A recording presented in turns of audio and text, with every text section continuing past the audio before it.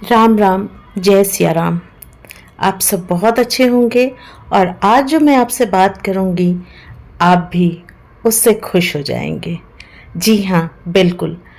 आज की hat trick life में खुश कैसे रहना है, ये हम तरीके खोजते हैं। मुझे याद है अपने दादा नानी दादी दादी के समय की बातें कि लोग ठहाके मार के हंसते थे, खुश होते थे। शादी ब्याह या कोई ओकेज़न हो, उस बीच में रिश्तेदार लोग जब मिलते थे तो बहुत सारी बातों को ले करके खुशियाँ मनाते थे, हंसते थे, साथ मिलके गुनगुनाते थे और समय बहुत ही अच्छे से बिना तनाव के, तनाव नाम की कोई चीज़ थी नहीं शायद पहले की लाइफ में। हम जैसे जैसे विकास की तरफ बढ़ रहे हैं वैसे वैसे मूड डिसऑर्डर और बहुत सारी साइकोलॉजिकल हमारे अंदर कमियां आती जा रही हैं, जिससे ये जो खुशी है या जो खुशियां हैं, खुश रहने के तरीके हैं, वो कहीं मिसिंग हो जा रहे हैं। तो आज का टॉपिक है कि खुश कैसे रहें। और मेरे ख्याल से बहुत से लोगों की यही प्रॉब्लम होगी। खुश रहना तो चाहते हैं लेकिन उनके पास वो खुश रहने का क्या कहते हैं वो स्ट्रेंथ नहीं होती। और एक जो ऑरा होता है वो ऑरा नहीं है सबके पास। तो आइए देखते हैं कि हमें खुश कैसे रहना चाहिए और खुश रहने के तरीके क्या हैं। तो एक अमिता पारिक जी हैं और वो ऑरा रीडर हैं। अब आप सोचेंगे ये ऑरा क्या होता है, तो एक तरह से कह दूं आभा मंडल। जैसे अगर आप किसी से मिलते हैं तो आपके मुंह से निकलता है ना, यार इससे बड़ी पॉजिटिव वाइब्स आ रही है, तो कुछ वही ऑरा होता है कि आपके सामने वाला आपको प्रभावित कर जाए, आप उससे प्रभावित हो जाए और आप ना चाहते हुए भी उससे एक तरह से अपना प्रभाव वो आपके ऊपर, अपने व्यक्तित्व का, अपनी बातों का या कुछ भी ऐसा हो जिससे आपकी निगाहें बार बार उसी की तरफ जाएं, तो वो ऑरा होता है। तो अमिता पारिक जी ऑरा रीडर हैं और अक्सर ये क्वेश्चन होता है, आप देखिए, कि हम खुश कैसे रहें, या मुझसे लोग पूछते हैं कि आप हमेशा खुश कैसे रहते हो। तो जनाब, आपको आदत डालनी होती है, आपको आपके ब्रेन को मैसेज देना होता है कि खुश रहना है, तो आपका ऑरा पावरफुल हो जाता है। और जब ऑरा पावरफुल होता है तो खुश रहने का केमिकल खुद ब खुद ब्रेन में पहुंचने लगता है। अब आप सोचेंगे कि ये केमिकल और खुश रहने का, बिल्कुल केमिकल तो होता ही है, चाहे वो प्रेम का केमिकल हो, गुस्से का केमिकल हो, नाराज़गी का हो या खुश रहने का। देखिए, नाराज़गी, गुस्सा, बैड हैबिट, इसे हमें लेना नहीं पड़ता, ये खुद ब खुद बिन बुलाए मेहमान की तरह आ जाती है। लेकिन खुश रहना, किसी को प्यार जताना, किसी की खुशियों को, उसकी कामयाबी को एप्रिशिएट करना, ये आदत डालनी होती है। तो आइए हम देखते हैं कि ये कितने तरीके के केमिकल होते हैं और इसे हम कैसे जनरेट कर सकते हैं। तो ये 4 तरह के होते हैं। एक तो होता है एंडोर्फिन्स और इसको हम एक्सरसाइज के माध्यम से जनरेट कर सकते हैं। दूसरा होता है डोपामाइन और ये एप्रिसिएशन से हम इसे जनरेट कर सकते हैं। तीसरा होता है सेरोटोनिन और इसको हम सोशल वर्क, लोगों की मदद करके जनरेट कर सकते हैं। और चौथा होता है ऑक्सीटोसिन, ये अनकंडीशनल लव के से जनरेट होता है। तो आज तो हम चारों के बारे में आपसे डिस्कस नहीं कर पाएंगे, 1 बाय 1 4 वीडियो में मैं आपसे इस पर डिस्कस करूंगी। और आज जो मैं आपसे डिस्कस करूंगी वो है पहला केमिकल एंडोर्फिन्स और ये होता है एक्सरसाइज से। तो सबसे पहले हम मैडम पारिक की बात सुनते हैं, उसके बाद मैं आपसे ब्रीफ करूंगी। तो सबसे पहला है एंडोर्फिन और वो जनरेट होता है एक्सरसाइज से। जब हम एक्सरसाइज करते हैं तो हमारा नर्वस सिस्टम, ब्लड सर्कुलेशन, हमारी स्ट्रेंथ और ज़्यादा बूस्ट होने लगती है और हम एनर्जेटिक फील।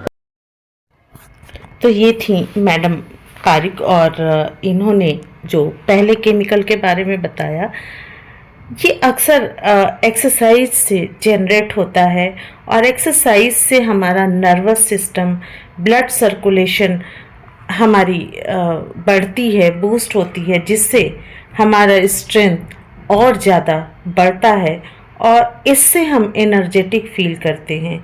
तो एक्सरसाइज बहुत हैवी है या लाइट कर रहा है, ये आप अपनी फिज़िकल कंडीशन, अपनी एज या फिर डॉक्टर से सलाह लेकर के करें, क्योंकि एक एज के बाद हमारी हड्डियां, हमारे बॉडी थोड़ा वीक होने लगती है।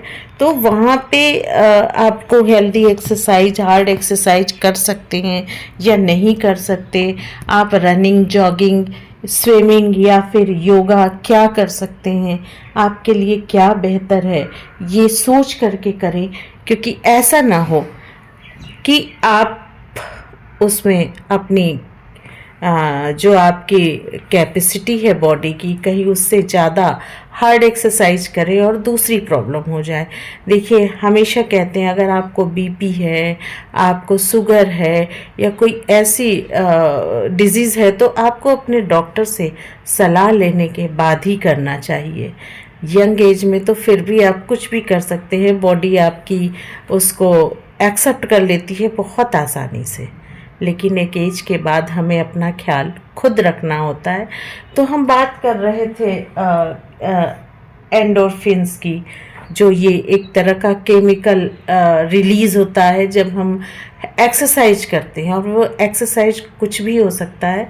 तो ये ब्रेन में हमारा जब रिलीज़ होता है तो एक खुशी की अनुभूति होती है। आप देखिए, कोई भी व्यक्ति जब खुश होता है तो वो बहुत एनर्जेटिक होता है, उसके अंदर बहुत एनर्जी होती है। लेकिन अगर वही व्यक्ति जब दुखी होता है, सैड फील करता है, तो उसकी एनर्जी कहीं ख़त्म सी हो जाती है। आप उसको देखिए, वो आपको लुंज पुंज सा दिखेगा। और जब हम जैसा फील करते हैं, हम माइंड को जैसा ऑर्डर देते हैं, हमारा माइंड वही काम करता है। तो अगर आप में से कुछ लोगों ने गीता का अध्ययन किया होगा तो आपको पता होगा कि दिमाग को आप अपने कंट्रोल में रखें, ना कि दिमाग के कंट्रोल में आए। जब तक दिमाग आपके कंट्रोल में है, सब कुछ लाइफ में बहुत अच्छा है।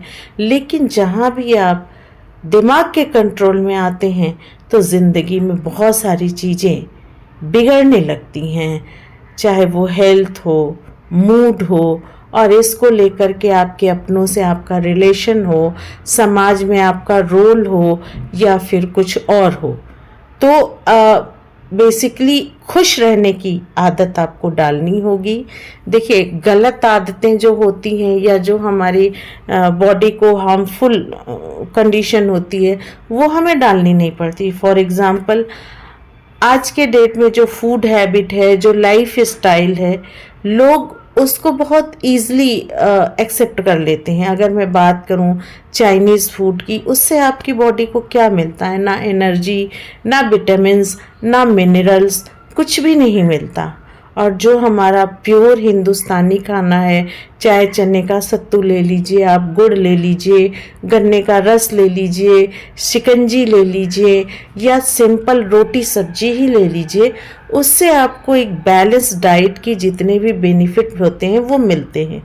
और जब हमारे बॉडी को सारी चीज़ें मिलती हैं, विटामिन्स, मिनरल्स, जो भी चाहिए होता है, तो अपने आप देखेंगे कि आपका माइंड जो है वो हैप्पीनेस फील करता है। और जब माइंड हैप्पीनेस फील करता है तो आप भी एनर्जेटिक महसूस करते हैं।